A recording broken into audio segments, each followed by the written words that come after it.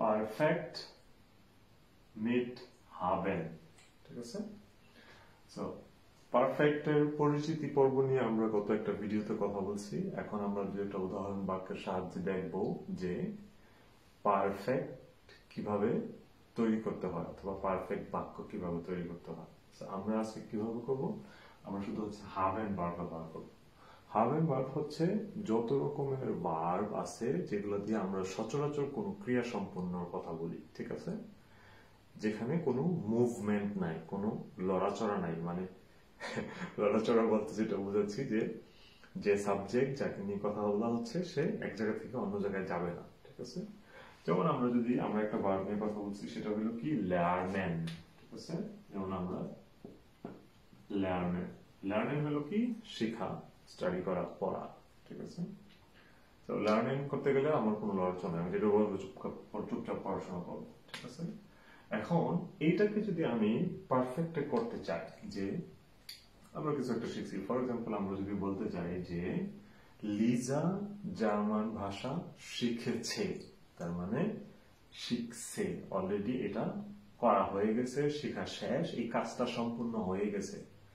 এই জন্য আমাদেরকে কি করতে হবে, এই জন্য হচ্ছে আমাদেরকে এখন এই পারফেক্টে কথাটা বলতে হবে।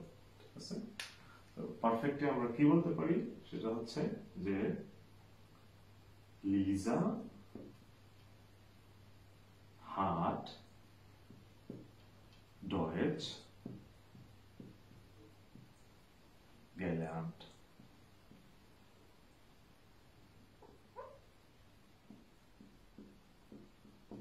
Lisa hat Deutsch gelernt. So, এখন আসি আমাদের মূল বিষয়। এটা হলো আমাদের সাবজেক্ট, মূলত ভার্ব হচ্ছে আমাদের এইটা, এবং এটা হচ্ছে পারফেক্ট ফর্ম হয়ে গেছে, আমরা গত একটা ভিডিওতে পরিচিত হয়েছি। কিন্তু সেকেন্ড পজিশনে কি আছে? সেকেন্ড পজিশনে আছে হচ্ছে আমাদের হিলফসভার্ব, যেটাকে আমরা বলবো জার্মান ভাষায় এটাকে বলা হয় হিলফসভার্ব অথবা অক্সিলারি ভার্ব। এবং এখানে হার্ট কেন হইল? ঠিক আছে, এই হার্ট আসছে হচ্ছে হাবেন থেকে, কারণ আমরা এখানে হাবেনকে অক্সিলারি ভার্ব হিসেবে ব্যবহার করছি, অথবা আমাদেরকে করতে হবে, এবং যেটা থার্ড পারসন সিঙ্গুলারের সাথে কনজুগেট হয় হাট হয়ে গেছে।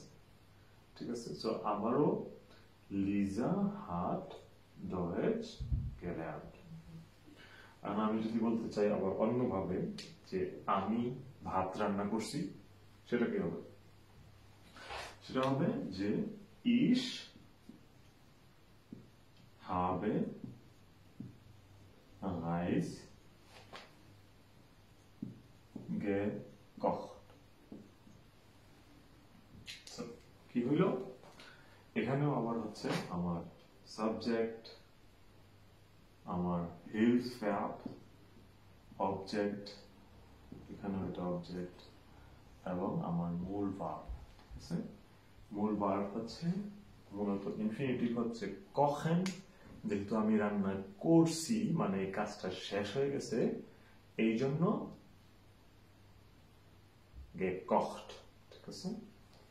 তো এইরকম হচ্ছে আমরা আরো অনেক যত কথা আছে। ঠিক আছে? এখন আমি আপনাদেরকে কিছু ভার্ব লিখে দিতে পারি। ঠিক আছে? যেমন হচ্ছে আমরা যদি বলি রান্নার পরে কি হবে, রান্নার পরে খাওয়া হবে। ঠিক আছে? এসেন। খাওয়ার পরে কি হবে, খেলা হবে, স্পিলেন। ঠিক আছে? খেলার পরে কি হবে, ঘুম হবে, schlafen। স্লাফেনের পরে কি হবে, ঘুমের স্বপ্ন দেখা হবে, träumen। সো এইগুলো হচ্ছে সব ভার্ব যেখানে আমাদের হাবেন দরকার। ঠিক আছে? আরো অনেক ভার্ব আছে, এই লিস্ট অনেক লম্বা, এটা হচ্ছে আপনাদের চর্চায় আনতে হবে। তো আপনাদেরকে জাস্ট পরিচিতি হিসাবে এই 4টা ভার্ব ব্যবহার করে নিজে নিজে কয়েকটা সেন্টেন্স তৈরি করবেন, অথবা ইন্টারনেট থেকে একটা আউফগাবে বের করে সলভ করবেন। ঠিক আছে?